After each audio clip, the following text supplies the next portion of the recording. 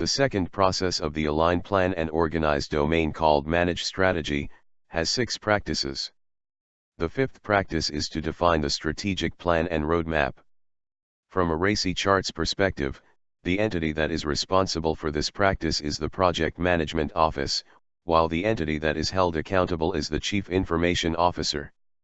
This process receives several inputs that include the approved resources plan from the EDM4 process, the scope of architecture and the information architecture model from the APO03 process, the funding options from the APO05 process, the budget allocations from the APO06 process, and many others. It generates several outputs that include the risk assessment initiatives to be used by the APO5 and 11 processes, and the strategic roadmap to be used by the EDM2 process and several APO processes. The activities in this practice include defining the initiatives required to reach the target environment, such as the required budget, the sourcing strategy, and the acquisition plans. The potential risks and costs from the proposed changes should be identified and assessed. The required resources and budgets should be identified for each initiative.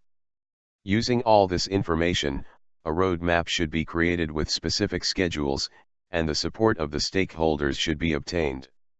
The sixth and last practice is to communicate the IT strategy. From a RACI charts perspective, the entities that are responsible for this practice are the Chief Executive Officer, the Chief Information Officer, and the business executives. The entity that is held accountable is the Strategy Committee. This practice receives one input, which is the communication of resourcing strategies from the EDM4 process. It generates 2 outputs, which are the communication plan to be used internally, and the communication package to be used by all the management processes.